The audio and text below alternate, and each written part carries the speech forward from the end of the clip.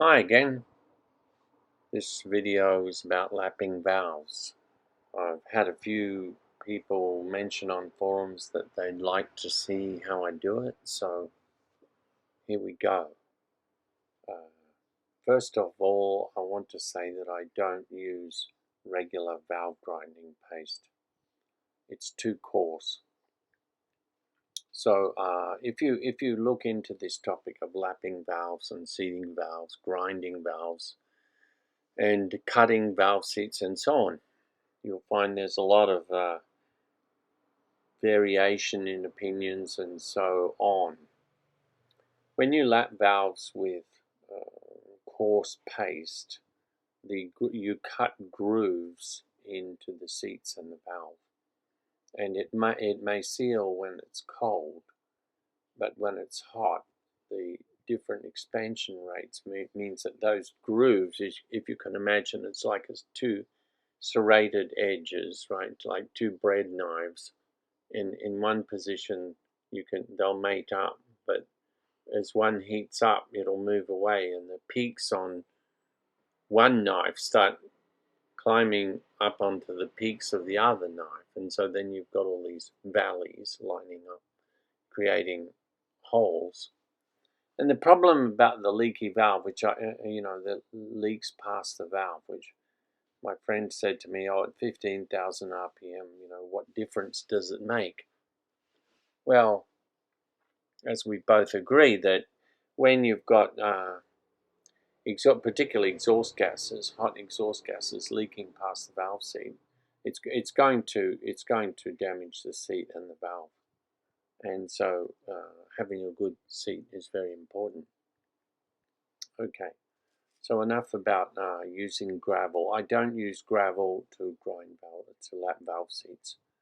So in that sense, I posted a link in a previous video to somebody talking about this, and they said that, we don't call that lapping, we call it like polishing, and I tend to agree with that.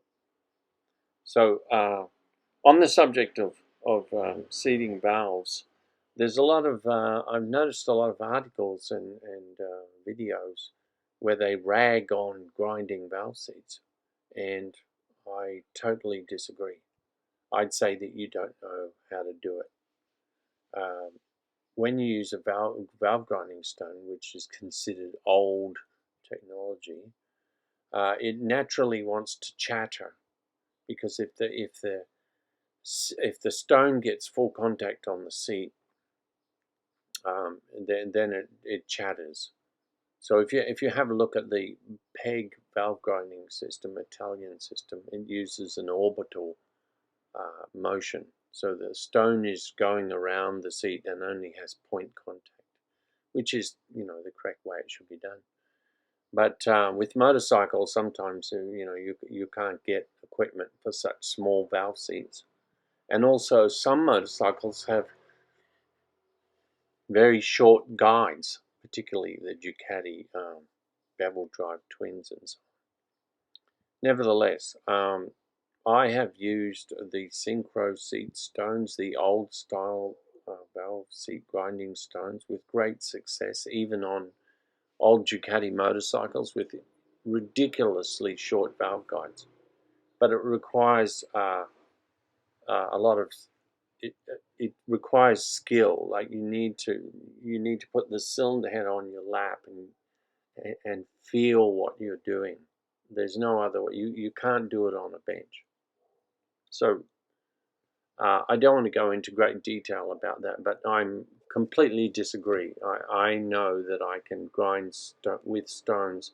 I can get a perfect seat, and so yeah, that's based on my experience. It's not just an opinion. Okay, I'm going to in this video I'm going to lap a valve. The cylinder one exhaust, which I've shown in the previous videos, has got some leaking valves. So I'm going to lap one of those, and I'm going to use my vacuum tester, which I've never done before. I've never used a vacuum tester before, which is why I made it, and I'm very, very happy with it. I'm getting the feel for this, and I think it's great. So without further ado, let's just jump in. I'm only going to do a little bit of voiceover, and most of it will be silent. I want you to pay attention to the sound of the lapping, which I will try to draw attention to. It's very quiet. So this is just checking valve number 2, exhaust valve number 2 by itself. Okay,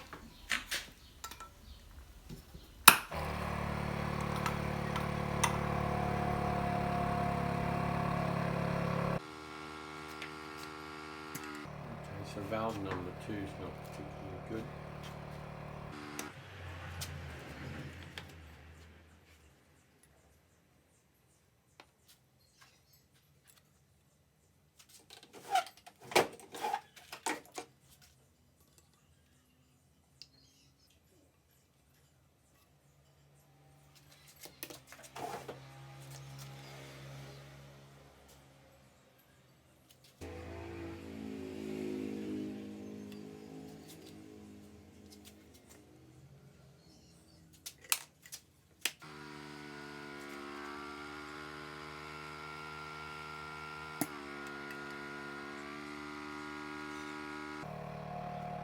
So exhaust valve 1 is also not good.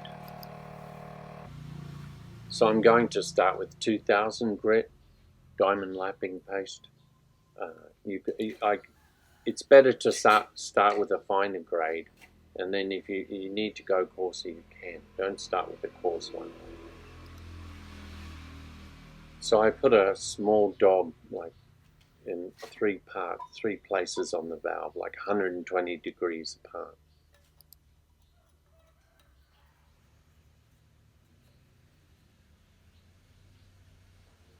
Working with these valve lapping sticks is very difficult when the valves are so small, because you can't find a suction cup that's small enough. It's always a problem. There's a lot of people on the internet that say, get a drill and pull it into the seat from behind. I completely disagree with that. You'll gall. What will happen is the valve face will gall onto the seat, and you'll damage the seat. It's the worst possible thing you can do, as far as I'm concerned. So what I'm doing here is just doing an initial lap with the 2000 grit to see what sort of condition the seat and the valve are in, and how uniform the seat looks. Get a feel for it.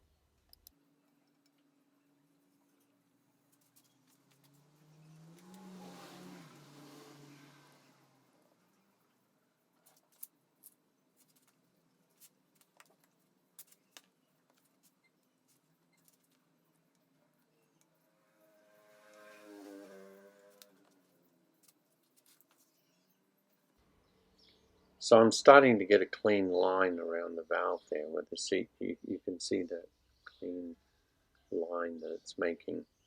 The next thing I want to do is clean the seat and valve and with some acetone, some brake clean, and then have a good look at it with a loupe, and then just put the vacuum tester on it and see how it shows up.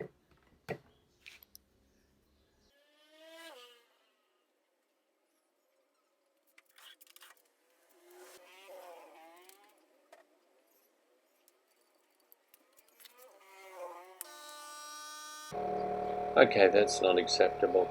What we need to do now is drop down to 1500 grit.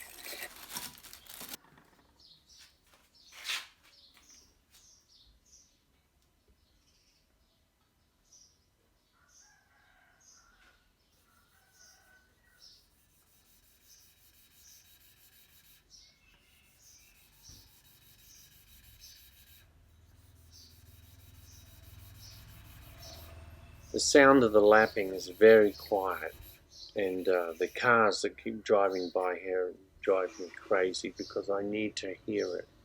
I'm working from the sound. If it starts to gall, you can hear metal on metal. You don't want that to happen. You always want a film of lapping paste between the valve and the seat, and you're not pushing the valve into the seat, you're not pressing hard, which is why the use a drill and put from behind, and pull the valve into the seat is just insane as far as I'm concerned.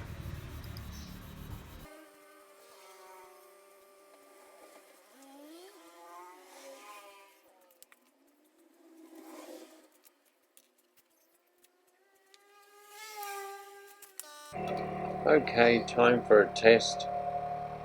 This made a big difference. So the 1500 grip, we're getting a seat now.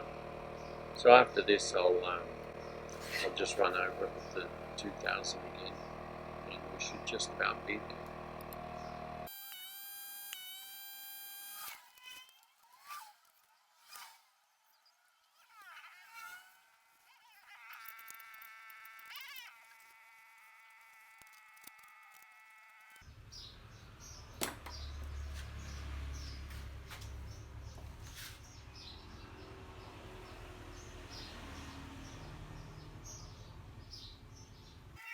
You'll notice I don't spend that much time actually lapping. I'm messing about and getting the stick back on the valve and cleaning and looking and so on. The diamond paste cuts very quickly, so you learn how to use it.